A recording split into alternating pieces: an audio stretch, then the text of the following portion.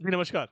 मैं एम्स दिल्ली से रवि कुमार गुप्ता आपका हार्दिक स्वागत करता हूँ आपके अपने स्केलेटन नर्सिंग के इस ऑनलाइन प्लेटफ़ॉर्म पे। आप सभी को नमस्कार, आप सभी को गुड मॉर्निंग। आज हमारी क्लास जो है वो काफ़ी दिनों के बाद हुई है। आप सभी को नमस्कार, सभी फटाफट से जुड़ जाइए। आज की जो क्लास में हम पढ़ने वाले हैं, आपको थंबनेल के अकॉर्डिंग पता लग गया होगा कि हम इम्पोर्टेंट इमेजेस के बारे में बात करेंगे, जो कि अक्सर एग्ज़ाम्स के अंदर पूछी जाती हैं। जैसे मैं आपसे बात करूँ कि ओटी आईसीयूज़ के अंदर जो हमारे एम्स दिल्ली के अंदर ओटी और आईसीयूज़ के अंदर इमरजेंसी के अंदर कौन-कौन से इक्विपमेंट्स का ज़्यादातर यूज़ होता है, उसी के बारे में मैं आपसे बात करूँगा। किन-किन प्रोसीजरों का हम यूज़ करते हैं, किन-किन इम्पोर्टेंट चीज़ों का हम यूज़ करते हैं, किन-किन इक्विपमेंट्स का यूज़ करते हैं, किन-किन पोज़ीशन को हम यूज़ करते हैं, उन सब के बारे में क्वेश्चन्स अक्सर पूछे जाते हैं मेन एग्ज़ाम के अंदर। नॉटसेट के अंदर, डीएसएसबी के अंदर, ईएसआईसी के अंदर कहीं न कहीं क्वेश्चन्स इमेज बेस्ड आते हैं। आप सभी को पता है। तो उन्हीं चीज़ों के बारे में आज हम डिटेल में बात करेंगे कि कौन-कौन सी चीज़ें जो हैं वो इम्पोर्टेंट होने वाली हैं आप सभी के लिए, ठीक है? तो बने रहिएगा मेरी क्लास के अंदर और जो भी चीज़ें समझ में नहीं आती हैं, उनको समझना है अच्छे से, उनको पढ़ना है और लिखना है। आगे बात समझ में? किसी भी वीडियो अगर कोई भी इमेज आपके लिए नई है, तो प्लीज़ उनका स्क्रीनशॉट ले लें या वीडियो को सेव कर लें, आगे आपको देखने के लिए काम में आएगी। हमारी क्लास को स्टार्ट करने से पहले कुछ एक मोटिवेशनल थॉट के साथ स्टार्ट करेंगे कि मंजिलें भी जिद होती हैं, मंजिलें भी जिद्दी हैं, रास्ते भी जिद्दी हैं। मंजिलें भी जिद्दी हैं, रास्ते भी जिद्दी हैं। देखते हैं कल क्या होगा, हौसले हौसले भी तो जिद्दी हैं। देखते हैं कल क्या होगा कि हमारे हौसले भी तो जिद्दी हैं। चाहे मंजिलें कितनी भी जिद्दी हों, चाहे रास्ते जिद्दी हों, पर आपके जो हौसले हैं वो भी जिद्दी होने चाहिए। किसी काम को करने के लिए आपके अंदर एक जिद होनी चाहिए, लगन होनी चाहिए और अपना जो विश्वास है, वो भी होना चाहिए। आगे बात समझ में? तो तीनों चीज़ों अगर आपके पास हैं, आपके पास लगन है, विश्वास है, मेहनत है, आपके अंदर कुछ करने की कुछ क्या है, अगर आप कुछ करना चाहते हैं लाइफ़ के अंदर तो आपको बिल्कुल अपने हौसले हैं वो बुलंद रखने पड़ेंगे, तभी आप कुछ कर सकते हो, कुछ तभी आप एक नर्सिंग ऑफ़िसर के रूप में एम्स के अंदर जॉइन कर सकते हो। आगे बात समझ में? तो आपको पढ़ते रहना है, लगातार पढ़ना है, कहीं से भी समझ में आए वहाँ से पढ़ना है। मैं ये नहीं कहता कि मेरे चैनल से पढ़ो, आपको कहीं से भी समझ में आता है चीज़ें देखो चीज़ें बहुत क्लियर होती हैं, लेकिन उनको पढ़ाने का तरीका होता है। किसी भी चीज़ को समझने के लिए आपको पेशेंस की ज़रूरत होती है, किसी एक चैनल पे यूट्यूब चैनल पे आपको बने रहने की ज़रूरत होती है। आपको समझने में 2-4 दिन लगते हैं, ऐसा नहीं होता है कि किसी भी पर्टिकुलर किसी टीचर की आपने वीडियो देखी और उस वीडियो को देख के आप जज कर रहे हो किसी को, ऐसा नहीं होता है कभी भी। कभी भी क्या होता है कि किसी चीज़ के अंदर माहिरता नहीं होती है। हर कोई बंदा हर किसी चीज़ के अंदर माहिर नहीं होता है, लेकिन एक चीज़ ऐसी होती है कि उसके अंदर वो परफेक्ट होता है। आगे बात समझ में? तो आपको उसी चीज़ को देखना है, उसी चीज़ को पढ़ना है। पेशेंस रखना है, आराम से पढ़ना है आज के लेक्चर को। चलिए, पहली इमेज आपके सामने है कि ये इमेज किस चीज़ की है और ये ब्लू लाइन जो इसके अंदर दी गई है वो क्या है? क्वेश्चन बहुत अच्छा है, क्वेश्चन बहुत इम्पोर्टेंट है। इस बात को मैं गारंटी देता हूँ इस बात के बारे में अक्सर लोगों को नहीं पता होगा।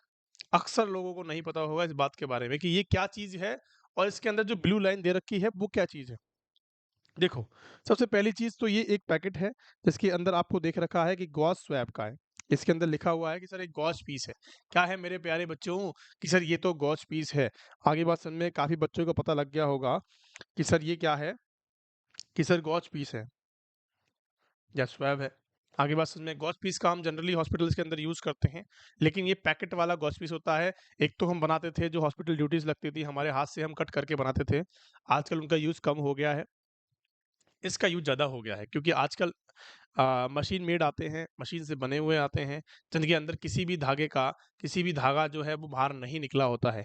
उस धागे से निकलने से क्या प्रॉब्लम्स हो सकती हैं, बहुत सारी कंडीशंस हैं। अगर आपने किसी वुंड को साफ़ करने के लिए उस गॉस पीस जो हाथ से बना हुआ गॉस पीस है, उसको आपने लिया है और अगर धागे का टुकड़ा जो है उसके अंदर रह गया, तो वो इन्फेक्शन कॉज़ कर सकता है, लीड कर सकता है इन्फेक्शन को। आगे बात समझ बहुत सारी चीज़ें हैं। आपने ट्रेकियोस्टोमी के अंदर अगर उसको लगा दिया, तो उसके अंदर जो धागा है, वो ट्रेकियोस्टोमी के अंदर जा सकता है। वहाँ पे इन्फेक्शन लीड कर सकता है। तो अल्टीमेट गोल ये है कि हमें इन्फेक्शन से बचाना है पेशेंट को। तो ओटी आईसीयूज़ के अंदर ये यूज़ नहीं होते हैं। कौन से यूज़ होते हैं? कि ये जो पैकेट वाले हैं बच्चों ये यूज़ होते हैं। आगे बात समझ में? अब इसका एक ख़ास पर्पस है। इस लाइन का पर्पस क्या है? इस देखो गॉज पीस तो आप सभी को पता है लेकिन ये जो लाइन इस गॉज पीस के अंदर दे रखी है, ये क्या चीज़ है? इस चीज़ का जवाब देंगे फटाफट से। देखो, ये जो ब्लू कलर की लाइन है प्यारे बच्चों, इसको बोलते हैं रेडियो ओपेक लाइन। क्या बोलते हैं, रेडियो ओपेक लाइन। ये इतनी ज़्यादा इम्पोर्टेंट चीज़ है ना, जो मैं आपको बताने जा रहा हूँ, उसको ध्यान से समझना है। रेडियो ओपेक लाइन का मतलब क्या होता है? रेडियो का मतलब होता है रेडिएशंस। क्या होता है मेरे प्यारे लाल-लालियों? कि सर रेडियो का मतलब होता है रेडिएशंस, और जैसे ही रेडिएशंस इसके ऊपर पड़ती हैं, तो ये चमकने लगता है लाइन। अब इस लाइन को चमकाने का पर्पस क्या है? इस लाइन को चमकाने का पर्पस क्या है? सपोज़ दैट एक सर्जन जो है, एक डॉक्टर जो है, वो ओटी के अंदर काम कर रहा है, किसी पेशेंट की लेप्रोटमी कर रहा है। लेप्रोटमी का मतलब समझते हो कि पेट को उसने चीर दिया है, उसके अंदर वो चीज़ें देख रहा है कि कहाँ-कहाँ डैमेज हुआ है, कहाँ-कहाँ डैमेज नहीं हुआ है, ठीक है? अब लेप्रोटमी करते समय, सर्जरी करते समय उससे सपोज़ दैट एक गॉज का पीस जो है वो उसके अंदर रह गया। सपोज़ दैट उसके अंदर, वो पेट के अंदर रह गया। अब इस लाइन का पर्पस ये है कि अगर उसके अंदर कोई गॉज पीस पड़ा हुआ है, और जैसे ही आप एक्स-रे करोगे, जैसे ही आप ऊपर से एक्स-रे करोगे, तो ये जो है, ये लाइन जो है वो चमकने लगेगी, आपको एक्स-रे के अंदर विज़िबल हो जाएगी, और जैसे ही एक्स-रे के अंदर विज़िबल हो जाएगी, तो आप वहाँ से उसको खोल के निकाल सकते हो। आपका पूरा पेट खोलने की ज़रूरत नहीं होगी। आगे बात समझ में? पहले जो यूज़ होते थे, बिना रेडियो ओपेक लाइन के यूज़ होते थे, तो हम क्या करते थे बच्चों, हमने गिन के गॉज पीस वहाँ पे रख दिए कि कितने गॉज पीस हैं, कि भई 15 गॉज पीस हमने यूज़ करे हैं, लेकिन 14 ही हमारे पास आए हैं, तब तक हमने तो उसको सिल दिया है। तब तक हमने तो उसको पैक कर दिया है। अब एक गॉज पीस गया तो कहाँ गया? अब भैया देखो उसको खोल के वापस से। तो इस तरह उस चीज़ को प्रिवेंट करने के लिए हमने क्या यूज़ किया कि सर रेडियो ओपेक लाइन वाले ये जो गॉज पीस होते हैं, उनको यूज़ किया, जो कि ओटी और आईसीयूज़ के अंदर यूज़ किए जाते हैं, कि अगर कोई गॉज पीस मानो अंदर भी रह गया, तो एक्स-रे करवा के आप इसको देख सकते हो, और जैसे ही एक्स-रे हो जाता है, जैसे ही एक्स-रे होगा, तो आपको विज़िबल देखने को मिलेगा, वो जो ब्लू कलर की लाइन है वो आपको देखने को मिल जाएगी, और जैसे ही ब्लू कलर की लाइन आपको देखने को मिलेगी, वहीं से आप खोल के उसको निकाल सकते हो। पूरा पेट खोलने की ज़रूरत नहीं होगी, पूरी सर्जरी को बिगाड़ने की ज़रूरत नहीं होगी। क्या मेरी बात आपको समझ में आ गई बच्चों? क्या मेरी बात समझ में आ गई? अगर आपसे कोई पूछे कि ये ब्लू कलर की लाइन क्या है, तो रेडियो ओपेक लाइन होती है। Question number first, question of the day, radio OPEC line किसे कहते हैं? कि सर गॉस पीस के अंदर पाए जाने वाली लाइन को हम कहते हैं रेडियो ओपेक लाइन। देखो ऐसा नहीं है, रेडियो ओपेक लाइन का मतलब ये है कि जहां भी ये ऐसी कंडीशन जो रेडिएशन से चमकती है, उसको कहते हैं रेडियो ओपेक लाइन। जैसे मैं आपसे बात करूं कि आपने देखा होगा आपने देखा होगा कि जब भी हम एनजी ट्यूब इंसर्ट करते हैं पेशेंट के अंदर, और उसका कंफर्मेशन मेथड क्या होता है प्यारे बच्चों, कि सर उसका कंफर्मेशन होता है कि सर एक्सरे करवाते हैं, चेस्ट एक्सरे हम करवाते हैं, तो उसके अंदर भी एक क्या होती है, रेडियो ओपेक लाइन होती है। उसके अंदर भी एक छोटी सी रेडियो ओपेक लाइन होती है, जिसके अंदर जैसे ही हम एक्सरे करवाते हैं, उसके अंदर वो लाइन चमकने लगती है। तो आपको इस तरह से पता लग जाता है कि सर इसके अंदर क्या पड़ी हुई है, कि सर ये जो है वो राइट जगह पे है या रॉन्ग जगह पे है। आगे बात समझ में, इसीलिए हम एक्स-रे करवाते हैं, क्योंकि रेडिएशंस हमसे देंगे तो वो चमकेगी, और चमकेगी तो उसको कैप्चर हम कर सकते हैं। आगे बात समझ में, पहला क्वेश्चन आपको समझ में आ गया या नहीं आया? इस गॉस पीस के बारे में पहला क्वेश्चन समझ में आया, नहीं आया? चलिए बहुत बढ़िया बात है। दूसरी इमेज, दूसरा क्वेश्चन क्या कहता है, दूसरी इमेज क्या कहती है, ये क्या प्रोसीजर कर रहे हैं, सभी को पता होगा कि सर प्रोसीजर क्या कर रहे हैं, लेकिन प्रोसीजर के रिगार्डिंग जो बातें मैं आपको बताऊंगा, और जो मैंने बता रखी हैं ऑलरेडी, किसी ने मेरा लेक्चर नहीं लिया हो तो please go and watch. Lumbar puncture की प्रोसीजर है। ये क्या है मेरे प्यारे लाल लालियों, कि सर ये तो क्या है, कि सर लंबर पंक्चर है, कि सर क्या है, कि सर लंबर पंक्चर का प्रोसीजर किया जा रहा है।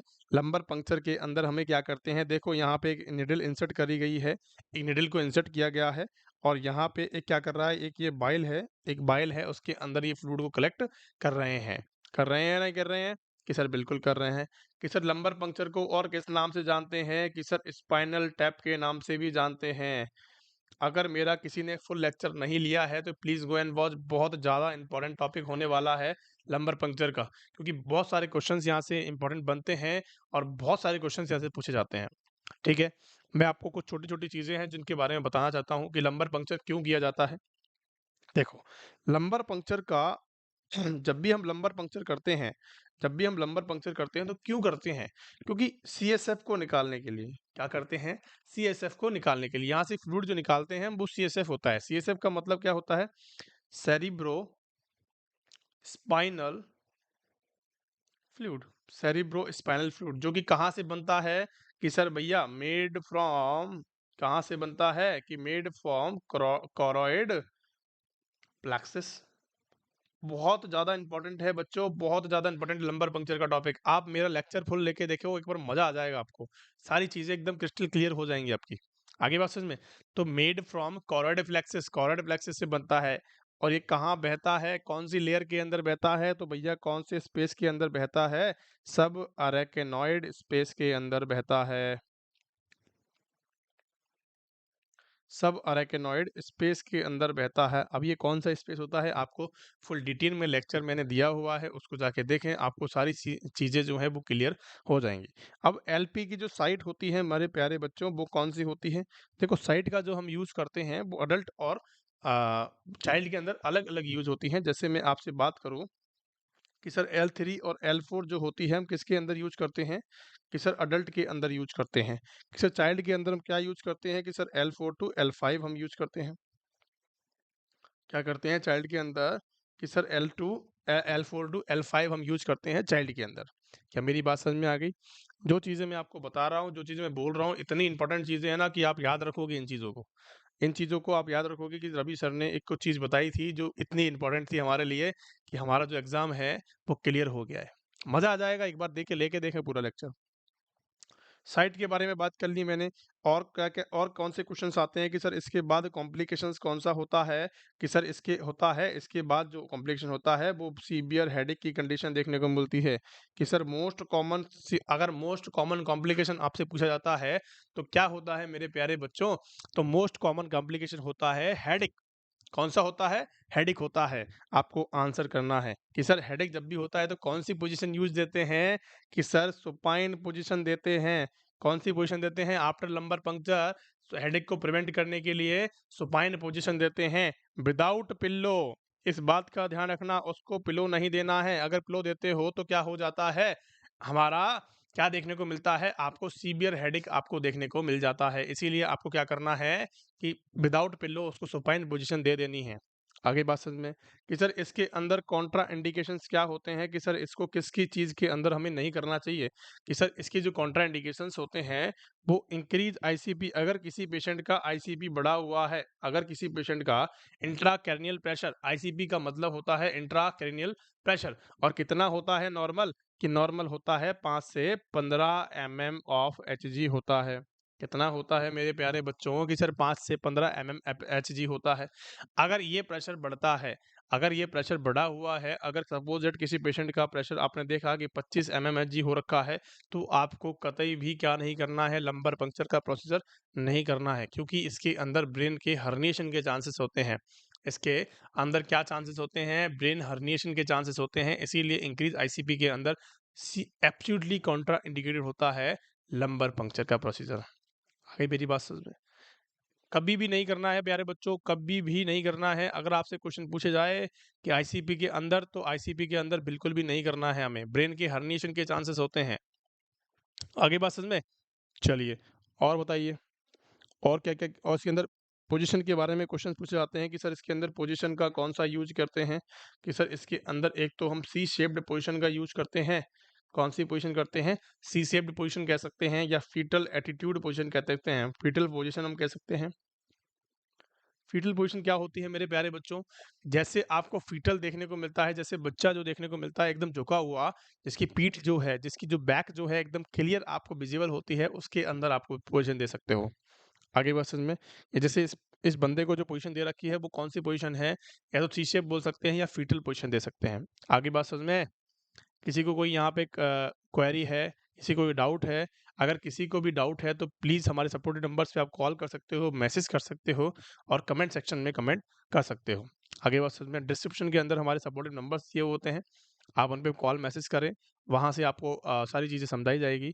और फिर भी समझ में नहीं आती है चीज़ें तो प्लीज़ मेरा एक लेक्चर है लंबर पंक्चर के ऊपर, उसको जाके देखें, आपको सारी की सारी चीज़ें क्लियर हो जाएगी लंबर पंक्चर के रिगार्डिंग। आगे बात समझ में? चलिए। हाँ भैया, ये आदमी हैं, ये जो डॉक्टर हैं, ये जो नर्सिंग स्टाफ हैं, ये जो मेडिकल ऑफिसर हैं, ये क्या काम कर रहे हैं?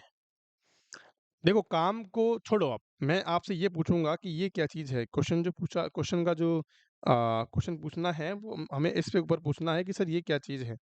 जो मैंने रेड सर्कल में मार्क करी है, ये क्या चीज़ है? और यहाँ पे एक होल जो बना हुआ है, ये क्या चीज़ है? देखो, किसी भी चीज़ को समझने का एक तरीका होता है।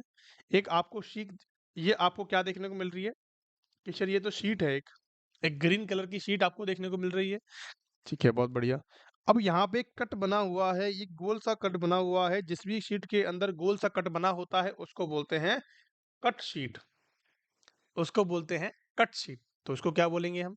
कट शीट बोलेंगे। कट शीट के बारे में आपने नहीं सुना होगा, लेकिन ये अक्सर यूज़ होती है एम्स के अंदर। और मैं आपको उन्हीं चीज़ों के बारे में बताऊँगा जो एम्स एग्ज़ाम में क्वेश्चन पूछ सकता है। क्योंकि एग्ज़ाम के अंदर जो एग्ज़ाम बनाते हैं, वो यहाँ के सीनियर डॉक्टर्स बनाते हैं। सीनियर डॉक्टर्स बनाते हैं और सीनियर डॉक्टर्स किस चीज़ के बारे में क्वेश्चन पूछते हैं, वो हमें पता है। आगे बात समझ में? तो आपको बिल्कुल भी घबराने की ज़रूरत नहीं है। ये अगर इमेज आती है, किसी भी शीट की इमेज आती है, जैसे आपको ब्लू कलर की हो सकती है, ग्रीन हो सकती है, किसी भी कलर की शीट हो सकती है, जिसके ऊपर अगर ऐसा होल बना हुआ है, अगर ऐसा होल है, अगर ऐसा ऐसा अगर होल है तो उसको बोलते हैं कट शीट। अगर एक कट बना हुआ है तो उसको कट बोल दिया और शीट को शीट बोल दिया तो कट शीट हो गई। नॉर्मल बातें हैं, किसी भी प्रोसीजर को करने के लिए हम इसका यूज़ करते हैं। सपोज दैट आपको हेड की सर्जरी करनी है, सपोज दैट आपको ब्रेस्ट की सर्जरी करनी है, सपोज दैट किसी हैंड की पर्टिकुलर हैंड की सर्जरी करनी है, तो उसके अंदर सिंपल सा प्रोसीजर है, सारी बॉडी को कवर कर दिया जाता है और सिर्फ उसी पार्ट को विजिबल किया जाता है उस कट के अंदर से, कि जो आपको दिख सके। जिससे क्या होता है, डिस्ट्रक्शन जो है, डॉक्टर का जो डिस्ट्रक्शन है वो खत्म हो जाता है। सिर्फ उसको वही पार्ट विजिबल होता है। आ गई मेरी बात, समझ में बात? जिस पार्ट पे उसको काम करना है, सिर्फ उसी पार्ट को इस कट के अंदर से, इस होल के अंदर से विजिबल किया जाता है, उसको बोलते हैं कट शीट। आगे बात समझ में? चलें आगे की तरफ, क्वेश्चंस की तरफ। चलिए, बहुत बढ़िया। हाँ भैया, इसके बारे में कौन बताएगा? ये क्या है? ये एक मुझे तो कैंची सी लग रही है भैया, कि भैया कैंची सी है ये तो। कैंची सी तो है, लेकिन कैंची क्या है बताएंगे फटाफट से, आंसर क्या होने वाला है?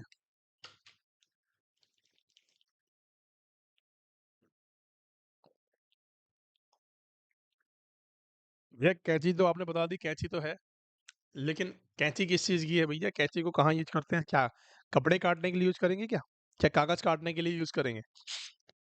तो मेरे प्यारे बच्चों, इसको बोलते हैं मेयो सीजर्स। इसको बोलते हैं मेयो सीजर्स। मेयो सीजर्स का यूज कहाँ होता है?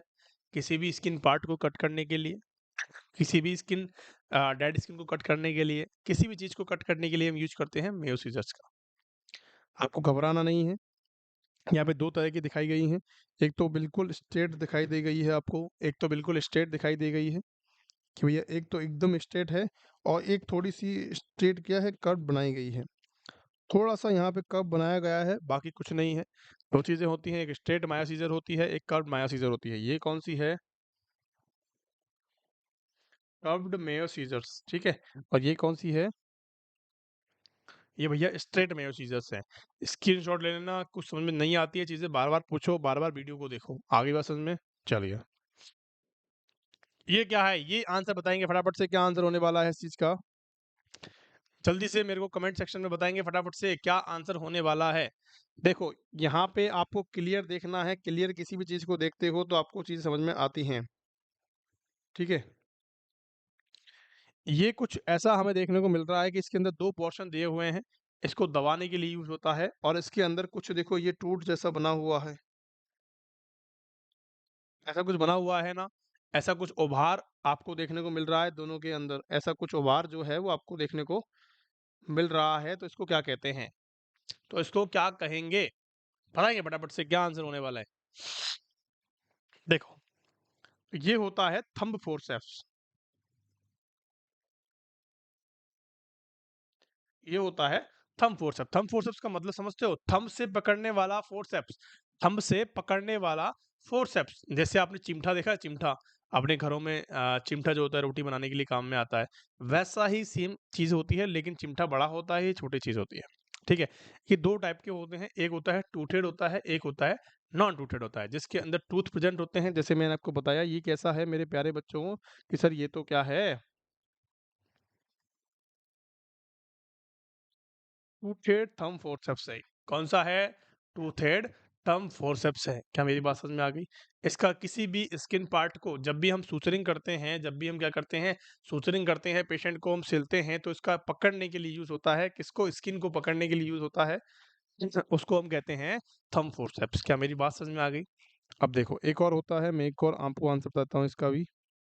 ये देखो, इसके अंदर किसी भी टूथ की यहाँ पे बात नहीं करी गई है। इसके अंदर यहाँ पे किसी भी तरह का टूथ नहीं है, सिंपल यहाँ पे बताया गया है। तो इसको बोलते हैं नॉन टूथेड थंब फोर्सेप्स। इसको बोलते हैं नॉन टूथेड थंब फोर्सेप्स। क्या बोलते हैं मेरे प्यारे बच्चों कि sir non toothed thumb forceps इसको बोला जाता है। और उसको हमने क्या बोला, जिसके अंदर टूथ प्रेजेंट है उसको हमने बोल दिया टूथेड फोर्सेप्स। क्या मेरी बात समझ में आ गई? दोनों बातें एकदम क्लियर होनी चाहिए आपकी। देखो किसी भी चीज को पढ़ने का तरीका होता है, अगर किसी भी चीज की दो वैरायटीज हैं तो दोनों को एक साथ पढ़ो। अगर किसी भी चीज की दो वैरायटीज हैं तो दोनों को एक साथ पढ़ो, आपको इजीली जो चीजें हैं वो माइंड में क्लियर हो जाएंगी। मैंने आपको बताया जिसके अंदर टूथ नहीं होते हैं वो नॉन टूथेड होता है, और जिसके अंदर टूथ प्रेजेंट है वो टूथेड होता है। दोनों का पर्पस एक ही होता है, किसी भी स्किन को पकड़ने के लिए यूज किया जाता है। आगे बात समझ में, इसके यूजेस को कम ध्यान रख के आपको आर्टिकल्स के आपको ध्यान रखना है, इक्विपमेंट्स के बारे में याद रखना है। ये आपने देख ही लिया इसके अंदर टूथ प्रेजेंट है तो चलिए इसका आंसर कौन देगा फटाफट से बताएंगे। बहुत इजी चीज है, बहुत ही इजी है।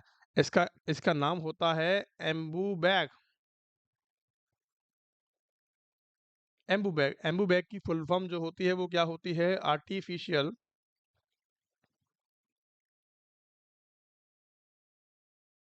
मैनुअल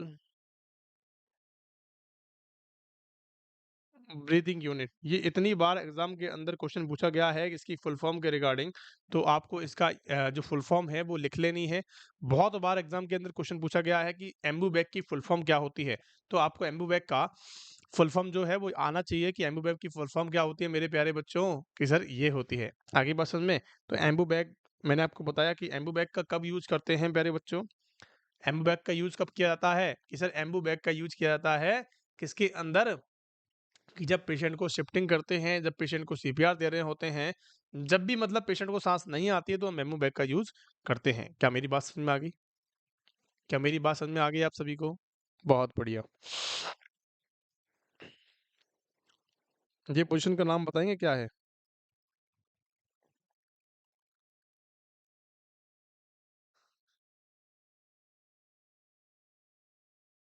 इस पोजीशन का नाम बता दो फटाफट से, क्या होने वाला है? फटाफट से बताएंगे क्या होने वाला है इस पोजीशन का नाम।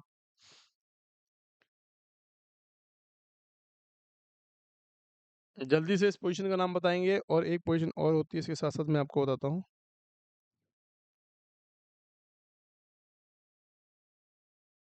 देखो इसी को भी इसके साथ रखते हैं।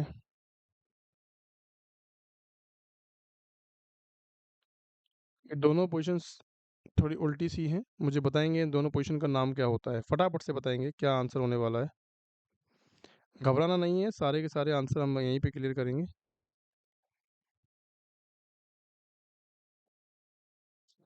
देखो, अगर किसी भी पेशेंट को अगर किसी भी पेशेंट को इस पोजीशन के अंदर रखा हुआ है तो इस पोजीशन को क्या कहते हैं, और किसी भी पेशेंट को इस पोजीशन के अंदर रखा हुआ है तो इस पोजीशन को हम क्या कहेंगे? फटाफट से आंसर करेंगे कमेंट सेक्शन के अंदर। किसी को आता है तो प्लीज बताएंगे मुझे कि क्या आंसर होने वाला है।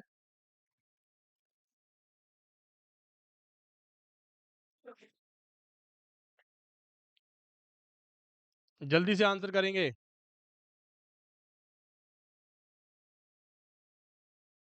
देखो, अगर आपको नहीं आता तो मैं आपको बताता हूँ। ये हमारी पोजीशन होती है रिवर्स ट्रेंडल वर्क।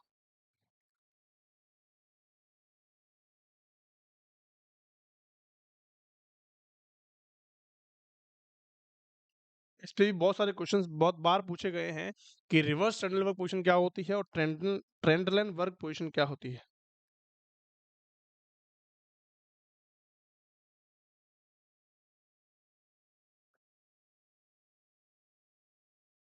बताएंगे क्या होने वाला है।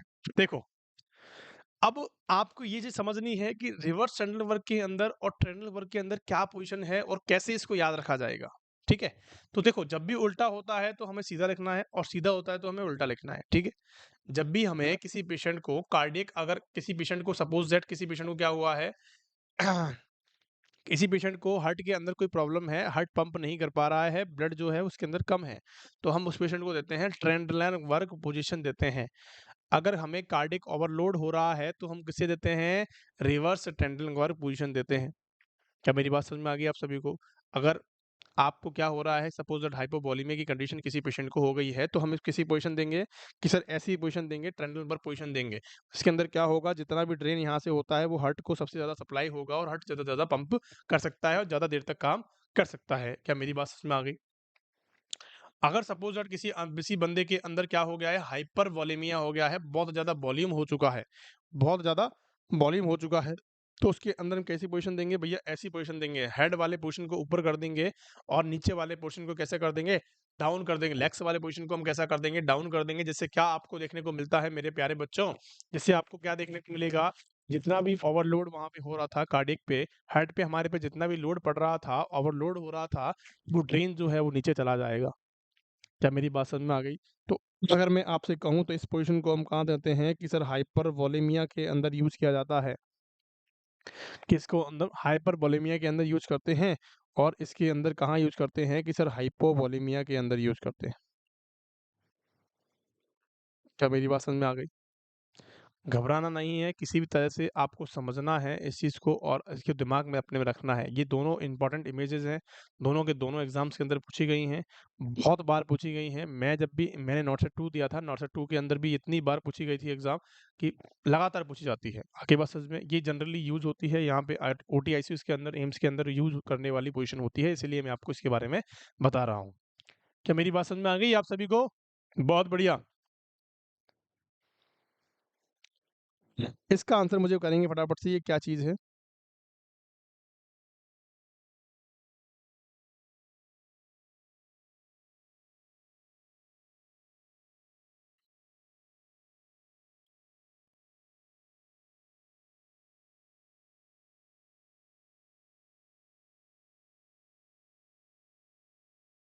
हाँ, आप बताएँगे क्या चीज़ है फटाफट से? ये क्या चीज़ है? जल्दी से आंसर करेंगे। ये क्या मिगेल फोर्सेप्स है, चिटिल फोर्सेप्स है? बताएँगे फटाफट से, क्या एलिस फोर्सेप्स है? देखो, ये है मेरे प्यारे बच्चों चिटल फोर्सेप्स। ये क्या है? चिटल फोर्सेप्स है। चिटल फोर्सेप्स का यूज़ कहाँ करते हैं? इसका यूज़ करते हैं, हमें किसी भी गॉस पीस को निकालना है ड्रम से, स्टेराइल ड्रम से इंस्ट्रूमेंट को निकालने के लिए। Used for sterile drum. कैसे लिए करते हैं, किसके लिए करते हैं? यूज़ फॉर, अब मैं आपको सिंपल सी चीज़ बताता हूँ, जैसे आपने देखा होगा ड्रेसिंग ट्रॉली आपने देखी होगी, अगर किसी ने ओटीआईसीज़ के अंदर काम किया है, तो वहाँ पे एक ड्रेसिंग ट्रॉली होती है, वार्ड्स के अंदर भी होती है। अगर आपको स्टेराइल तरीके से गॉस को निकालना है और स्टेराइल तरीके से आपको किसी को देना है, डॉक्टर को देना है, तो आप इसका यूज़ करते हैं। ये ऐसी घुमावदार होती है मेरे प्यारे बच्चों, अगर ऐसी घुमावदार कोई पोज़ीशन आपको देखने को मिलती है, अगर ऐसी कोई घुमावदार आपको पोज़ीशन देखने को मिलती है, तो उसको कहते हैं चिटल फोर्सेप्स। क्या कहते हैं? उसको कहते हैं चिटल फोर्सेप्स। क्या मेरी बात समझ में आ गई? बहुत बढ़िया। और बताएँगे क्या आंसर होने वाला है? इसका हमने देख लिया है। ये क्या चीज़ है? भैया ये क्या चीज़ है बताएँगे फटाफट से? कि ऐसी कैंची सी देखने को मिल रही है, लेकिन इसके अंदर क्या है बच्चों? इसके अंदर कुछ धातुएँ फँसी हुई हैं, इसके अंदर कुछ ऐसे उभार हैं, जो कि ग्रैस्प करने के लिए काम में आते हैं, लेकिन किसके अंदर होते हैं ऐसे उभार? लेकिन ऐसे उभार जो है वो किसके अंदर पाए जाते हैं? ऐसे उभार किसके अंदर देखने को मिलते हैं? फटाफट से कमेंट करेंगे क्या आंसर इसका होने वाला है प्यारे बच्चों? तो इसका आंसर आर्टरी फोर्सेप्स नहीं देना है किसी को भी। इसका आंसर होता है इसका आंसर होता है निडल होल्डर। इसका आंसर है निडल होल्डर। अब निडल होल्डर का यूज़ कहाँ करते हैं? निडल को पकड़ने के लिए करते हैं। जैसे मैंने आपको बताया था, कहाँ पे बताया था? जब भी हम सूचरिंग करते हैं, सूचरिंग जब भी हम करते हैं, तो सूचरिंग के अंदर आगे एक क्या लगी होती है? एक सुई सी लगी होती है, एक निडल लगी होती है। उसको होल्ड करने के लिए हम क्या करते हैं? उसको होल्ड करने के लिए हम क्या करते हैं? इसका यूज़ करते हैं। ये इसको पहचानने का एक तरीका होता है। इसको पहचानने का तरीका होता है, इसकी जो लेंथ होती है ना प्यारे बच्चों, इसकी जो लेंथ होती है ना ये वाली, पकड़ने की, ये शॉर्ट होती है। एक आर्टरी फोर्सेप्स होती है और एक हमारा निडल होल्डर होता है, दोनों के अंदर कन्फ्यूज़न बहुत ज़्यादा होता है। दोनों के अंदर बच्चों को बहुत ज़्यादा कन्फ्यूज़न होता है। जब मैं पढ़ता था अपने टाइम के अंदर, तो मुझे भी इन चीज़ों के अंदर बहुत ज़्यादा कन्फ्यूज़न देखने को मिलता था। तो आपका जो कन्फ्यूज़न है वो आज हम क्लियर करेंगे, कैसे करेंगे मैं आपको बताता हूँ। देखो, यहाँ पे जो आपको देखने को मिलता है ये एकदम शॉर्ट देखने को मिलता है। ये कैसा देखने को मिलता है बच्चों? एकदम शॉर्ट होता है। शॉर्ट का मतलब समझते हो? कि छोटा आपको देखने को मिलेगा। ये कैसा होगा प्यारे बच्चों कि सर ये एकदम शॉर्ट आपको देखने को मिलेगा। तो शॉर्ट का मतलब आप समझ जाना कि निडल होल्डर है ना? और मैं आपको बताता हूँ, ये देखो, ये हमारी है आर्टरी फोर्सेप्स, ये हमारी है आर्टरी फोर्सेप्स। ये हमारी है आर्टरी फोर्सेप्स। ये सीधी है तो इसको स्ट्रेट बोल देंगे, कर्व होगी तो इसको कर्व बोल देंगे। देखो यहाँ पे जो ये पोर्शन देखने को मिल रहा है बच्चों ये लंबा है। यहाँ पे ये जो पोर्शन देखने को मिल रहा है ये लंबा है, और यहाँ पे जो आपको देखने को मिलेगा ये शॉर्ट आपको देखने को मिलेगा। इसको बेहतरीन तरीके से पहचानने का तरीका होता है। आगे बात समझ में, इसको मैंने ऐसे ही याद किया है इसलिए मैंने आपको ऐसा ही बताया है। क्या मेरी बात समझ में आ गई?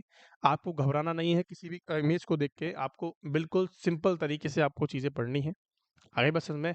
तो ये हमारा निडल फोर्सेप्स होता है, निडल होल्डर होता है, जिसका हम क्या करते हैं, निडल को होल्ड करने का काम करा जाता है। चलिए, इसका आंसर बताएँगे। ये भी कुछ टेढ़ी बुकली देखने को मिल रही है, लेकिन यहाँ से एकदम सीधी है, टेढ़ी बुकली यहाँ से देखने को मिल रही है। जटिल फोर्सेप्स तो बिल्कुल नहीं है। तो ये क्या होती है मेरे प्यारे बच्चों कि सर ये होती है मेगेल्स फोर्सेप्स। क्या है?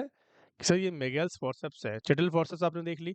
जटिल फोर्सेप्स कैसी थी? देखो, वापस से देखो। देखो किसी भी चीज़ को आपको समझना है तो उसको बार-बार देखना पड़ेगा। जटिल फोर्सेप्स तो सिर्फ़ आगे से थी, लेकिन अगर पीछे से देखने को मिलती है तो आपको बताना है मेगेल्स फोर्सेप्स है। इसका यूज़ जो होता है वो इंट्यूबिशन के अंदर करा जाता है। इसका यूज़ जो होता है वो इंट्यूबिशंस के अंदर यूज़ करते हैं। अगर किसी पेशेंट को आप एंजियोट्रैकियल ट्यूब डाल रहे हो, ईडी ट्यूब डाल रहे हो तो उसको फिक्स करने के लिए हम यूज़ करते हैं उसको उसको प्लेसमेंट करने के लिए हम यूज़ करते हैं। क्या बात समझ में आ गई? मेगेल्स फोर्सेप्स को समझने का एक ही तरीका है कि यहाँ पे भी आपको छेद देखने को मिलेगी, यहाँ पे भी आपको होल देखने को मिलेंगे। यहाँ पे भी आपको होल देखने को मिलते हैं और यहाँ पे भी आपको होल देखने को मिलते हैं। दोनों तरफ आपको होल देखने को मिलते हैं। टेढ़ी-बुकली सी चीज़ होती है, उसको बोलते हैं मेगल फोर्सेप्स। सिंपल बात समझ में आ गई? चलिए, अगले क्वेश्चन की तरफ चलते हैं। भैया इसका नाम बताएँगे फटाफट से क्या है? ये क्या चीज़ है? देखो, इसके अंदर कुछ आपको स्ट्रेटनेस देखने को मिल रही है, लेकिन यहाँ से कुछ धुआ हुआ सा देखने को मिल रहा है। यहाँ से तो सीधा जा रहा है, लेकिन यहाँ से धुक गया है भैया ये। धुक रहा है, नहीं धुक रहा? तो इसी चीज़ को कहते हैं एलिस फोर्सेप्स। क्या कहते हैं? Allis forceps. जितनी फोर्सेप्स है मैं आपको सारी क्लियर करवा दूँगा आज। कि देखो, तरीका आपको समझना है, तरीका आपको देखना है। आपको सिर्फ़ और सिर्फ़ ऐसा अगर घुमावदार देखने को मिलता है, आपको ऐसा घुमावदार देखने को मिलता है तो उसको बोलते हैं एलिस फोर्सेप्स। और अगर मैंने आपको बताया दोनों तरफ छेद होती हैं, दोनों तरफ होल्स होते हैं, उसको बोलते हैं मैगल फोर्सेप्स। जो ऊपर से लहरदार होती है उसको बोलते हैं चिटल फोर्सेप्स। ये क्या है? देखो ये भी क्या है बच्चों? ये भी है हमारी आर्टरी फोर्सेप्स। अब भैया आर्टरी फोर्सेप्स का काम क्या होता है? सिंपल सिंपल भाषा के अंदर बात करता हूँ। आर्टरी फोर्सेप्स का मतलब होता है किसी भी चीज़ को निकालने के लिए, किसी भी चीज़ को पकड़ने के लिए जनरली हम यूज़ करते हैं। आपको यूजेस पे ध्यान नहीं देना है, आपको सिर्फ़ और सिर्फ़ इंस्ट्रूमेंट पे ध्यान देना है। ये कैसी है भैया? आर्टरी फोर्सेप्स है, लेकिन ये यहाँ से थोड़ी-सी घूम रही है, यहाँ से थोड़ी-सी क्या हो रही है? घूम रही है। घूम रही है, नहीं घूम रही है कि सर यहाँ से थोड़ी-सी घूम रही है तो इसको बोल दिया कर्व्ड। इसको बोल दिया कर्व्ड आर्टरी फोर्सेप्स। इसको क्या बोलेंगे कि सर कर्व आर्टरी फोर्सेप्स बोलते हैं। और हमने इसको क्या बोला कि सर इसको हमने बोला स्ट्रेट आर्टरी फोर्सेप्स। इसको बोला स्ट्रेट आर्टरी फोर्सेप्स, क्योंकि आर्टरी फोर्सेप्स इसलिए बोला क्योंकि यहाँ से आपको लंबा देखने को मिलता है, इसीलिए क्या देखने को मिला है, इसको स्ट्रेट बोलेंगे। स्ट्रेट है इसीलिए हम इसको स्ट्रेट बोल देते हैं।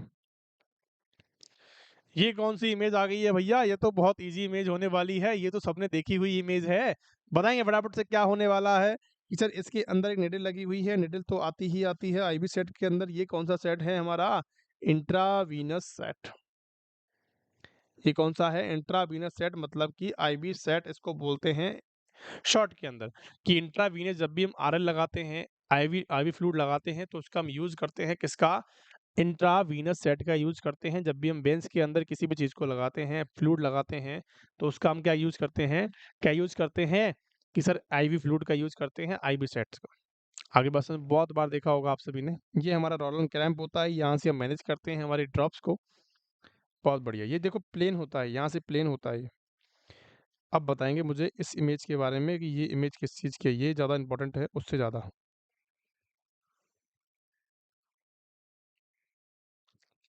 ये भी कुछ आपको आईवी सेट जैसा देखने को मिलता होगा, लेकिन इसके अंदर कुछ ख़ासियत है। देखो मैं आपको बताता हूँ। देखो इसके अंदर भी निडल लगी हुई है कि ठीक है सर, इसके अंदर भी रोलर क्लैंप है कि सर बिल्कुल है, कि सर इसके अंदर भी एक चैम्बर प्रेज़ेंट है लेकिन इसके अंदर क्या होता है, चैम्बर के अंदर एक फ़िल्टर प्रेज़ेंट होता है। क्या होता है मेरे प्यारे बच्चों, कि सर इसके अंदर एक फ़िल्टर प्रेज़ेंट होता है और फ़िल्टर के प्रेज़ेंट होने की वजह से इसको बोलते हैं ब्लड ट्रांसफ्यूज़न सेट।